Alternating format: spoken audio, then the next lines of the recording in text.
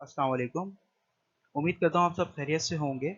हमने आखिरी लेक्चर में डिस्कस किया था कि वैलेंस बॉन्ड थ्योरी क्या होती है, कहाँ-कहाँ उसकी एप्लीकेशन हो सकती है, उसके पोस्टुलेट्स हमने देखे थे और अ, हमने उसकी कुछ लिमिटेशंस भी देखी थी। तो जहाँ पे एक थ्योरी की लिमिटेशंस आती है ना, वहीं पे अगर उसको वर्क करके इम्प्रूव कर दिया जाए तो वहीं से एक नई थ्योरी का जन्म होता है। इसीलिए कहा जाता है ना कि अगर कोई प्रॉब्लम आती है तो प्रॉब्लम बेसिकली प्रॉब्लम नहीं होती, वो प्रॉब्लम आपके लिए आपकी सलाहियतों का इम्तिहान होती है। तो हमने देखा था कि वैलेंस बॉन्ड थ्योरी कुछ मॉलिक्यूल हैं, जैसे ऑक्सीजन गैस का मॉलिक्यूल है, उसको अगर वैलेंस बॉन्ड थ्योरी के मुताबिक हम बनाएं तो वो हमें डायमैग्नेटिक इन नेचर नज़र आता है। लेकिन हकीकत में ऑक्सीजन गैस का जो मॉलिक्यूल होता है वो पैरामैग्नेटिक होता है, यानी कि आप मैग्नेट के ज़रिए उसको अफेक्ट कर सकते हैं, उसको अट्रैक्ट कर सकते हैं मैग्नेट के ज़रिए। तो ये क्या बात हो गई भाई? तो वहाँ पे तो वैलेंस बॉन्ड थ्योरी की रिस्ट्रिक्शन आ गई।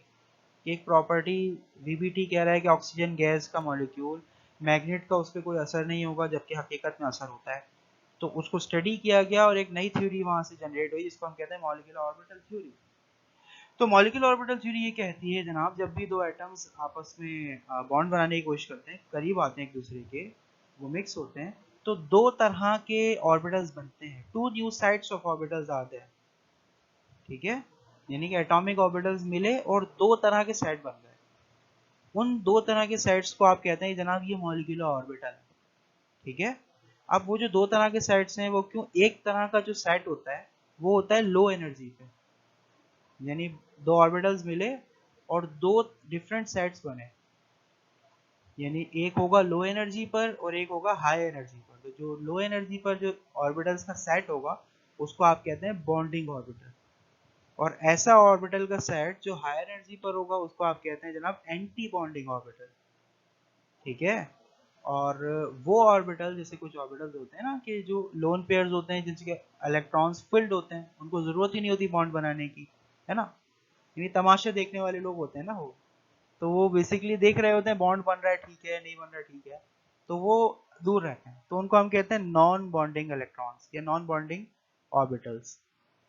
तो वो ऑर्बिटल जो बॉन्ड मेकिंग में हिस्सा नहीं लेते, एमओटी में कहा जाता है उनको नॉन बॉन्डिंग ऑर्बिटल्स। सही।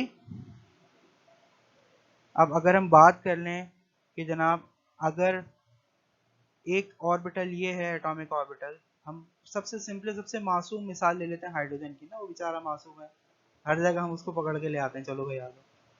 तो यहाँ पे ये हाइड्रोजन का एक ऑर्बिटल है। तो जब ये दो ऑर्बिटल्स मिलेंगे तो दो सेट्स बनेंगे, यानी इन दो और एटॉमिक ऑर्बिटल के मिलने से ये एक सेट है और ये एक सेट है। अब ये सेट लो एनर्जी पर क्यों होता है? तो इसलिए लो एनर्जी पर होता है कि देखें, जब भी हम एटॉमिक ऑर्बिटल की बात करते हैं एस ऑर्बिटल की, तो उसके बीच में होता है आपका पॉजिटिव चार्ज और यहाँ पे इलेक्ट्रॉन रिवॉल्व कर रहा होता है। ठीक है, ये तो आपने बचपन से ही पढ़ा हुआ है कि सेंटर में न्यूक्लियस है और यहाँ पे इलेक्ट्रॉन्स रिवॉल्व कर रहे हैं। तो दो कंडीशंस हो सकती हैं, या तो ये इलेक्ट्रॉन्स, ये तमाम इलेक्ट्रॉन इन दो पॉजिटिव चार्जेस के बीच में आ जाए, यानी ये पॉजिटिव चार्जेस सेपरेटेड भी हैं और पॉजिटिव नेगेटिव चार्जेस एक दूसरे के करीब भी हैं। तो यहाँ पे एक स्टेबलाइजेशन, एक स्टेबिलिटी आ जाती है, जिसकी वजह से ये पूरे ऑर्बिटल की एनर्जी कम हो जाती है। अब अगर इसकी दूसरी सूरत हाल ये हो सकती है कि जब इसके जो पॉजिटिव न्यूक्लियाई है ये एक दूसरे के करीब हो और इलेक्ट्रॉन्स जो है वो किनारों पे हों, तो यहाँ पे क्या होगा, ये पॉजिटिव न्यूक्लियाई एक दूसरे को रिपेल करेंगे और रिपल्जन के नतीजे में इसकी जो पोटेंशियल एनर्जी है, जो एनर्जी है वो ज़्यादा हो जाएगी, तो ये एंटी बॉन्डिंग ऑर्बिटल हो जाएगा। तो दो तरह के ऑर्बिटल जिसमें बन जाते हैं, एक होता है आपका बॉन्डिंग मॉलिक्यूलर ऑर्बिटल, एक होता है एंटी बॉन्डिंग मॉलिक्यूलर ऑर्बिटल। अब इन बॉन्डिंग मॉलिक्यूलर ऑर्बिटल्स में और एंटी बॉन्डिंग मॉलिक्यूलर ऑर्बिटल्स में जो इलेक्ट्रॉन्स की फिलिंग होगी वो उसी तरह से होगी जिस तरह से हम पहले वीबीटी में या उससे पहले फिलिंग किया करते थे, यानी किसके थ्रू, पॉली एक्सक्लूजन प्रिंसिपल के थ्रू, यानी कि कोई भी इलेक्ट्रॉन सेम क्वांटम नंबर्स के साथ नहीं आ सकता। ऑफर प्रिंसिपल, यानी लो एनर्जी पर इलेक्ट्रॉन पहले फिल किए जाएंगे, है ना, पहले यहाँ फिल होंगे, दो इलेक्ट्रॉन आ सकते हैं ना एक ऑर्बिटल में, फिर यहाँ फिल होंगे, फिर हॉर्न्स रूल के मुताबिक यानी भाई दो इलेक्ट्रॉन की सेम स्पिन नहीं होगी, क्योंकि सेम स्पिन होगी तो उनमें रिपल्जन इतनी होगी कि वो ऑटोमेटिकली हाई एनर्जी पे चला जाएगा। तो ओम्स रूल के यानी ये तमाम जो आपके प्रिंसिपल्स हैं उनके मुताबिक ही इलेक्ट्रॉन की फिलिंग हुआ करेगी जैसे हम पहले करते थे। तो ये इसके पोस्टुलेट्स हैं मॉलिक्यूलर ऑर्बिटल थ्योरी। अब हमने एक डायग्राम तो तकरीबन डिस्कस कर ही ली थी, एक दफ़ा फिर देख लेते हैं जनाब। ये एनर्जी एक्सिस है इसका। यहाँ पे आप देखिए कि ये हाइड्रोजन का एक एस ऑर्बिटल है, ये हाइड्रोजन का एस ऑर्बिटल है। जब ये दोनों मिलते हैं तो एक बनता है बॉन्डिंग मॉलिक्यूलर ऑर्बिटल और एक बनता है एंटी बॉन्डिंग मॉलिक्यूलर ऑर्बिटल। तो हाइड्रोजन के एटम में क्योंकि एक ही इलेक्ट्रॉन होता है तो एक हाइड्रोजन के पास एक इलेक्ट्रॉन, एक हाइड्रोजन के पास एक इलेक्ट्रॉन, तो ये टोटल हो गए 2 इलेक्ट्रॉन्स। तो ये दोनों इलेक्ट्रॉन आपके यहीं पे ही आ जाएंगे, दोनों इलेक्ट्रॉन्स आपके यहाँ पर ही आ जाएंगे बॉन्डिंग मॉलिक्यूलर ऑर्बिटल में, और एंटी बॉन्डिंग में कुछ भी नहीं जाएगा। इसी तरह अगर हम He2 हीलियम का मॉलिक्यूल डिस्कस करें, हीलियम का मॉलिक्यूल, तो हीलियम के मॉलिक्यूल में आपको पता है helium mono atomic noble gas molecule है, नोबल गैस है। लेकिन बहरहाल हम अगर थोड़ी सी देर के लिए फर्ज करें अगर ये डायटोमिक होता तो क्या होता। तो हीलियम यहाँ पे आ जाएगा 1s2, ये हीलियम के 2 इलेक्ट्रॉन, इसका एटॉमिक नंबर हीलियम का 2 होता है, और ये दूसरा हीलियम हो गया, इसके भी 2 इलेक्ट्रॉन हो गए। तो इसमें बॉन्डिंग के अंदर जनाब इसका बॉन्डिंग मॉलिक्यूलर ऑर्बिटल है, ये एंटी बॉन्डिंग मॉलिक्यूलर ऑर्बिटल है। तो इसमें 2 इलेक्ट्रॉन्स आ जाएंगे बॉन्डिंग में और 2 आ जाएंगे एंटी बॉन्डिंग में। तो इस तरह से इसकी मॉलिक्यूलर ऑर्बिटल डायग्राम आप बना सकते हैं।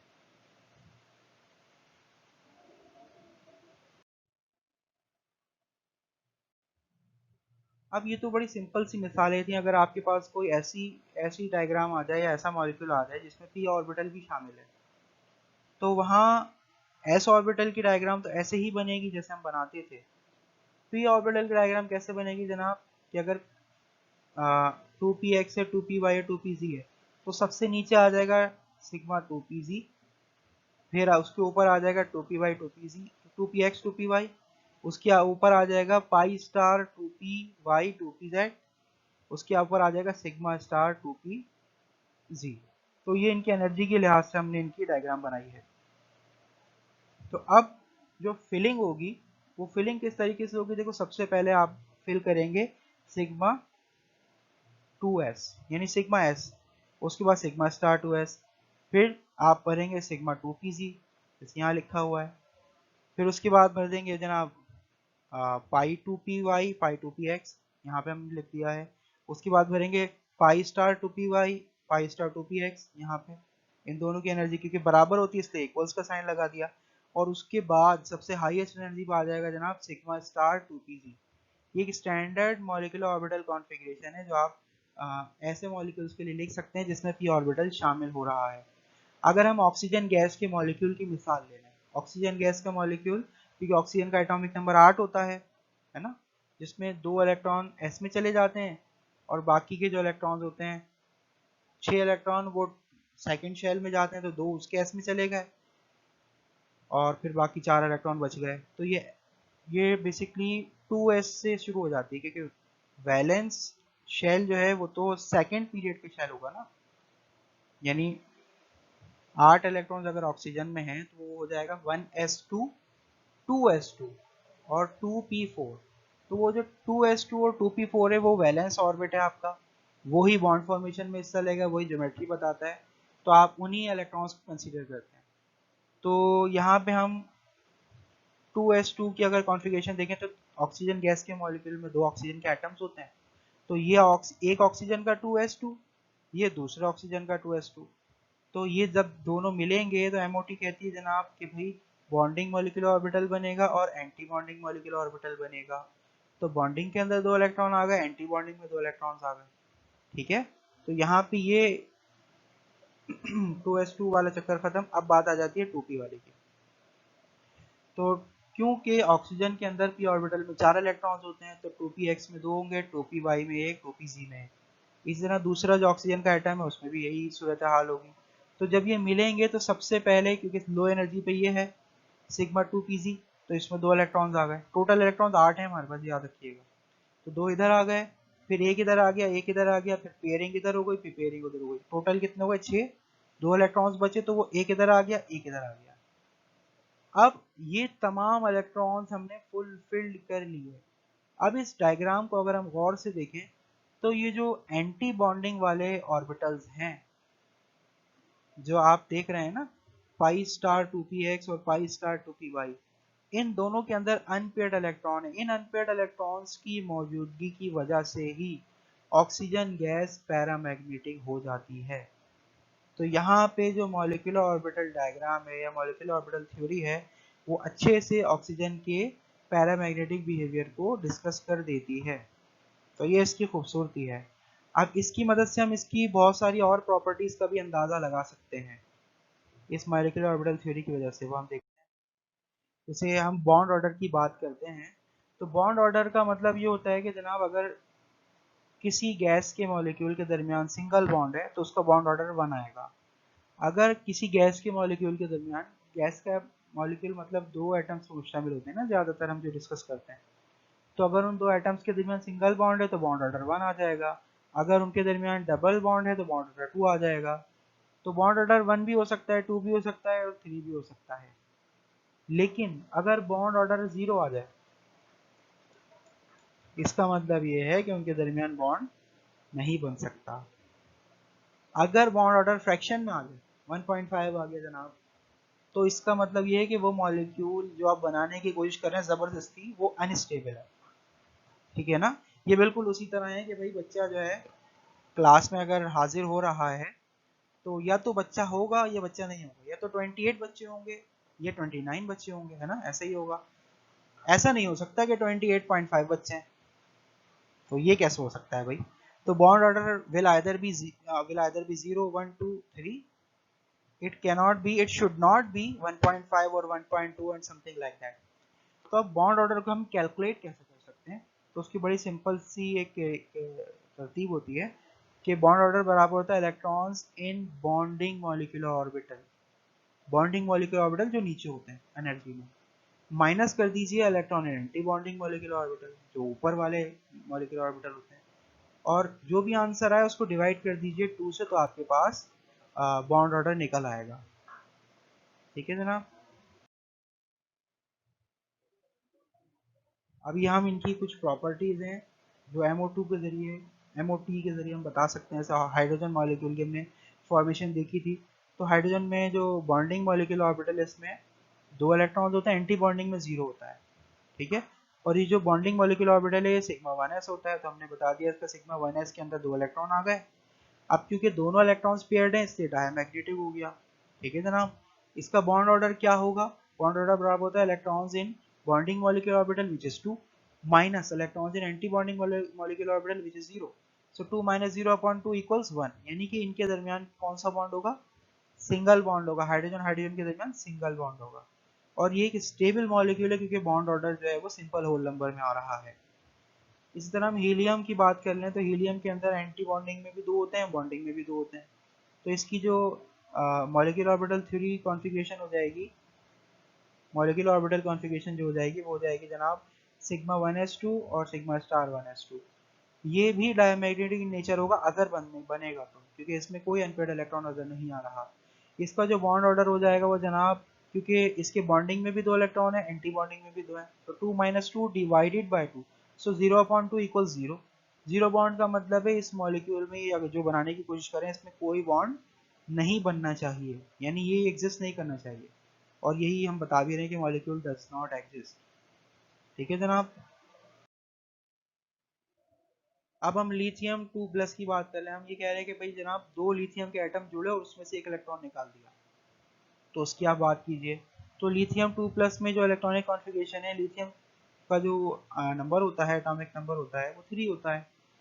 तो उसी की बुनियाद पे लिथियम के s ऑर्बिटल हो गए, इसमें 1s2, इसको भी 1s2, तो इसमें ये हमने फिलिंग कर ली। अब इसमें जो लिथियम का जो 2s ऑर्बिटल होता है उसमें एक ही इलेक्ट्रॉन होता है, एक लिथियम का 2s आ गया और दूसरे लिथियम का 2s2 आ गया, 2s1 आ गया। तो ये दोनों जब मिलेंगे तो इसके 2 इलेक्ट्रॉन यहाँ आने चाहिए थे, लेकिन क्योंकि लिथियम प्लस है इसका एक इलेक्ट्रॉन रिमूव हो गया। ये वाला जो इलेक्ट्रॉन है इसका, ये जो इलेक्ट्रॉन है ये रिमूव हो गया। रिमूव हो गया तो बचा सिर्फ एक इलेक्ट्रॉन। वो आ जाएगा इस बॉन्डिंग मॉलिक्यूलर ऑर्बिटल में, है ना। तो अब अगर इसकी हम मॉलिक्यूलर ऑर्बिटल कॉन्फ़िगरेशन लिखें तो ये हो जाएगी जनाब sigma 1s2, sigma star 1s2, sigma 2s1। अब क्योंकि सिग्मा 2s में एक अनपेयर्ड इलेक्ट्रॉन आ रहा है तो हम कहेंगे कि ये एक पैरामैग्नेटिक सब्सटेंस होगा अगर ये बनता है तो। फिर हम बात कर लेते हैं बॉन्ड ऑर्डर की। तो बॉन्ड ऑर्डर बराबर होता है जनाब electrons in bonding molecular orbital minus electrons in anti bonding molecular orbital. तो बॉन्डिंग में देखें ये 2 हो गए और ये 1 3, ठीक है। माइनस एंटी बॉन्डिंग सिर्फ यही है जो फिल्ड हुआ हुआ है, तो यहाँ पे 2 ही इलेक्ट्रॉन है, तो 3 माइनस 2 डिवाइडेड बाय फॉर्मूले का 2, तो 1/2 हो गया, यानी 0.5 फ्रैक्शन आ गया। तो फ्रैक्शन जब भी आता है हम कहते हैं मॉलिक्यूल इज अनस्टेबल, यानी किसी भी तरह जोर जबरदस्ती करके हम बॉन्ड बना भी दें तो वो क्या हो जाएगा, मॉलिक्यूल अनस्टेबल होगा, फौरन से ही टूट जाएगा, ठीक है जनाब। इस तरह लिथियम हाइड्राइड की हम बात कर लें तो लिथियम हाइड्राइड में आप कुछ इस तरह से सूरत हाल देखेंगे कि जनाब लिथियम का जो 1s2 होता है वो तो क्योंकि बॉन्डिंग में हिस्सा नहीं लेता, वो बेचारा नीचे ही होता है, और इसका जो 2s1 होता है वो यहाँ है, हाइड्रोजन का 2s1 यहाँ है, हाइड्रोजन का 1s1 यहाँ है। तो जब बॉन्ड बनेगा तो एक बनेगा लो एनर्जी वाला बॉन्डिंग मॉलिक्यूलर ऑर्बिटल, एक बनेगा हाई एनर्जी वाला एंटी बॉन्डिंग। तो इसके जो ये एक अनपेयर्ड इलेक्ट्रॉन है, ये अनपेयर्ड इलेक्ट्रॉन है, ये इसमें दोनों ही बॉन्डिंग मॉलिक्यूलर ऑर्बिटल को फिल कर देंगे, एंटी बॉन्डिंग में कुछ भी नहीं आएगा। तो इसकी जो मॉलिक्यूलर ऑर्बिटल कॉन्फ़िगरेशन है वो कुछ तरीके की होगी, सिग्मा 2s2 और सिग्मा स्टार 1s2। अब क्योंकि इसमें कोई भी अनपेयर्ड इलेक्ट्रॉन नजर नहीं आ रहा, लिहाजा डायमैग्नेटिक इन नेचर है। बॉन्ड ऑर्डर क्या हो जाएगा जनाब, 2 इलेक्ट्रॉन इसमें है, इसमें एक कोई भी इलेक्ट्रॉन नहीं है, तो 2 माइनस 0 डिवाइड बाई 2 इक्वल्स 1, यानी इन दोनों के दरमियान सिंगल बॉन्ड है जो कि होता है, और मॉलिक्यूल एग्जिस्ट भी करता है और स्टेबल भी है क्योंकि bond order simple whole number में है।